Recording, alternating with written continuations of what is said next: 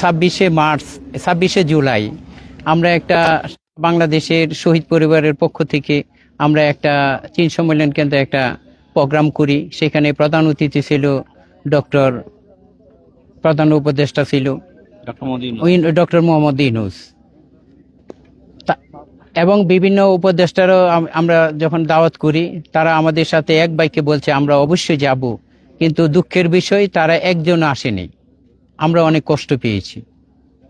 এই কষ্ট থেকে আমরা নিজেরা প্রতিজ্ঞা করছি যে আমরা যারা বিএনপি পন্থী, যারা বিএনপিকে আমরা ভালোবাসি, শহীদ পরিবার, যদি আল্লাহ পাকে কখনো যে বাংলাদেশে তারেক রহমান আসে, আমরা প্রথমেই তাকে নিয়ে আমরা প্রধান অতিথি করে আমরা এই প্রোগ্রাম করব। আলহামদুলিল্লাহ, আমরা যখন বাংলাদেশে জনাব প্রাইম মিনিস্টার জনাব তারেক রহমান যখন বাংলাদেশে আসে, তখন 2 দিন বা 3 দিন পরেই আমাদেরকে ডাকলো। আমরা প্রেস সচিব রুমান ভাই, মনি ভাইয়ের নেতৃত্বে আমরা গেছি, তার সাথে দেখা করছি 5 মিনিট। শনিবারে দেখা করছি, তারা বলল যে আপনার রবিবারে আমরা আপনার জন্য 3 ঘন্টা সময় দিব। তখন প্রাইম মিনিস্টার হয় নাই, নির্বাচন আসে নাই। তখন আমরা বলছি যে ঠিক আছে। তখন আমরা শনিবারের রাত্রে পর্যন্ত মিটিং করার পরে রবিবারের সকালেই আমরা ফার্মগেট কৃষিবিজ্ঞান ইনস্টিটিউট আমরা প্রোগ্রাম করি। সেখানে আমাদের সারা বাংলাদেশের লোকজন 12টার পরে যখন আমরা মেসেজ দিই, আমাদের একটা গ্রুপ আছে কেন্দ্রীয় গ্রুপ, 834 জন গেজেটভুক্ত, এখনো 65 জন হয়েছে, আপনারা অবগত আছেন। তখন এখানে মেসেজ করে দেওয়ার পরে মনে করেন আলহামদুলিল্লাহ সকাল 10টায় দেখা গেছে সবাই উপস্থিত। আহত শহীদ পরিবার মিলে আমরা প্রোগ্রাম করছি। মাননীয় প্রধানমন্ত্রী 3 ঘন্টা সময় দিয়েছি। আমাদের দুঃখের কথাগুলি শুনছি মনোযোগ সহকারে। অনেকের বাবা মা ভাই বোন যারা শহীদ হয়েছে তারা মনের কথাগুলি শুনছি, নোট করছি, আহতদের কথাও শুনছি। শোনার পরে সে বলল যদি আমি বাংলাদেশে নির্বাচন হয়, আমি প্রধানমন্ত্রী হতে পারি, আমি আপনাদের জন্য চেষ্টা করব। আলহামদুলিল্লাহ, তারপরে যখন নির্বাচন হলো, অনেক সংখ্যাগরিষ্ঠভাবে যখন বিজয়ী হলো শহীদ পরিবারের জন্য, সে এই যে গত জুলাই 4 তারিখে 26 তারিখে বাংলাদেশে আসছে, বিদেশে সফরে গেছে, আগেই টাইম করে গেছে। তার নিজের ইচ্ছে, মানুষ তো যে আমরা শহীদ পরিবার আহত পরিবার কত কষ্ট করে ডক্টর ইউনূসকে আমরা দাওয়াত করেছি, সে আমাদের প্রোগ্রামে আসে না। আর আমাদের মাননীয় প্রধানমন্ত্রী তারেক রহমান সে ইচ্ছা করি, সে নিজের ইচ্ছার থেকেই মনে করে এই তারিখটা দিয়েছে 4 তারিখে যে প্রোগ্রাম হবে 4 তারিখ।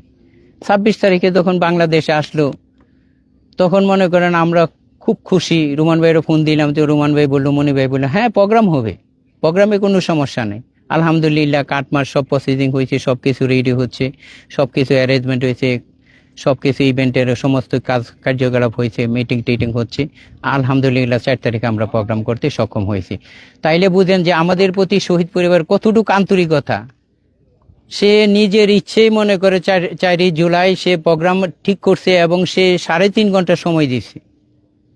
এবং আমরা যখন বারবার একটা কথা বলি যে বিচারের জন্য আমাদের, যেহেতু আমাদের ছেলের চলে গেছে, অনেকের চক্ষু নাই, হাত নাই, পাও নাই, আর চিকিৎসা ঠিক মতো হচ্ছে, অন্তর্বর্তীকালীন সরকারের আমলে চিকিৎসা ঠিক মতো হচ্ছে না। যদি চিকিৎসা ঠিক মতো হতো তাহলে মনে করেন আহত যারা আছে তারা কিন্তু এখন আরো ভালো কিছু হতো। তারা এই অন্তর্বর্তীকালীন সরকারের আমলেও অনেক সময় মানে চিকিৎসা তাকে বঞ্চিত করা হচ্ছে। আমি জুলাই স্মৃতি ফাউন্ডেশনের জেনারেল মেম্বার, কিন্তু আমি বারবার একটা কথাই বলতাম, আমার সাথে অনেক রকম কথা বলতো, নাকি সার্জি দেহা রাখালে আমাকে বলতো আপনি কিন্তু রাগ বেশি আঙ্কেল, আপনি কিন্তু আপনি কিন্তু অনেক উপদেষ্টারে দমক দেন, আইন উপদেষ্টা বলেন, স্বরাষ্ট্র উপদেষ্টা বলেন, চিফ প্রসিকিউটর তাজুল ইসলাম বলেন। আঙ্কেল তো আমার সম্পর্কে জানে, আমি কিন্তু এমন উপদেষ্টার বাকি নাই বাংলাদেশে যে এই উপদেষ্টার মিটিং করি নাই। সমস্ত উপদেষ্টারা আমি মনে করি তাৎক্ষণিকভাবে আমি বলছি যে আপনাদের দরজারে আমি কোনো সিগনেচার দিয়ে আসি নাই যে আমার নিজের স্বার্থের জন্য আমি আসছি, সারা বাংলাদেশের আহত শহীদ পরিবার স্বার্থের জন্য আসছি। কারণ এই ব্যাপারে বিচারের জন্য কোনো আপনাদের কোনো ছাড় দেওয়া হয় নাই। দেখেন তারা মনে করেন কি ধরনের আমাদেরকে অপমান করছে। দীর্ঘ যখন 1.5 বছর চালাইছে, চালানোর পরে বিচারের জন্য আমরা রাজপথে, আঙ্কেল জানে, রাশেদ আঙ্কেল জানে, 10 থেকে 15 বার আমরা বিচারের জন্য আন্দোলন করছি। আমরা মনে করেন এই আইনমন্ত্রী এবং স্বরাষ্ট্রমন্ত্রী, আইন উপদেষ্টা এবং স্বরাষ্ট্র উপদেষ্টা তাদেরকে আমরা পদত্যাগ চাচ্ছি। ক্ষুদা বক্সিং তো লাস্ট মুহূর্তে কিন্তু পদত্যাগ করতে আমাদের প্রেশারের কারণে, আইনের প্রতি বিঘ্ন ঘটার কারণে তার কিন্তু প্রেশার করতে বাধ্য হচ্ছে, তা সে মনে করে পদত্যাগ করতে বাধ্য হচ্ছে। দেখেন তারপরে মনে করে এই সরকার আসলো। এই সরকার যখন আসলো, আমরা 4 জুলাই আমরা যখন প্রোগ্রাম করি, আমাদের একটাই কথা বারবার খালি মেসেজ ছিল যে বিচার। আমাদের ছেলেদের যে দেশের জন্য, দেশ পরিবর্তন করার জন্য যে কিছু কাজ করছে, যে রক্ত দিছে, যে অল্প বয়সের ছেলেরা চক্ষু হারাইছে, পা হারাইছে, পুঙ্গ অবস্থা, তারা ঠিকমতো সেবা পাচ্ছে না, যে একটা স্বাস্থ্য কার্ড দিচ্ছে সেই স্বাস্থ্য কার্ডের কোনো মূল্য নাই। তখন মনে করেন আমরা ওখানে যখন থাকা অবস্থায় আমরা একটা, তখন এরার ভিতরে একটা, আমাদের ভিতরে একটা ডিভাইডেশন ভাগ হয়ে গেছে। তখন আমরা একটা জুলাই 24 শহীদ পরিবার সোসাইটি গঠন করে, আপনার এই ব্যানারে দেখছেন, জুলাই 24 শহীদ পরিবার সোসাইটি চেয়ারম্যান হইলে আমি নিজে, মোহাম্মদ গোলাম রহমান। তখন মনে করেন আমাদের মাননীয় প্রধানমন্ত্রীর সাথে সবকিছু ওইখান থেকে লন্ডনে যখন ছিল সমস্ত কিছু তারা প্রসিডিং করছি, কইরা আমাদের একটা সোসাইটি গঠন করছি। এরপর আমরা ফাইটিং দেওয়া শুরু করছি, আমাদের জনপ্রিয়তার লোকবল নিয়ে আমরা ফাইটিং করা শুরু করছি। এই ফাইট করতে করতে আজ পর্যন্ত এখানে এসেছি। তখন আমরা 4 জুলাই যখন আমরা প্রোগ্রাম করি, তখন আমরা সবার একটি কথাই ছিল মাননীয় প্রধানমন্ত্রীর কাছে, যে বিচারের জন্য কি করা। তখন তাৎক্ষণিক সে মঞ্চে থেকে বলল যে স্বরাষ্ট্রমন্ত্রীকে এবং আইনমন্ত্রীকে আমি ধন্যবাদ জানাই, যে আইনমন্ত্রী এবং স্বরাষ্ট্রমন্ত্রীকে, তারা অভিজ্ঞ, তারা কিন্তু বাংলাদেশের প্রেক্ষাপট বুঝে। আসলে কি, যখন আপনি একটা কোনো লোককে আপনি যখন বিচার করতে যাবেন, আপনার অবশ্যই শক্তি থাকতে হবে, সাহস থাকতে হবে, সামর্থ্য থাকতে হবে এবং সৎ থাকতে হবে।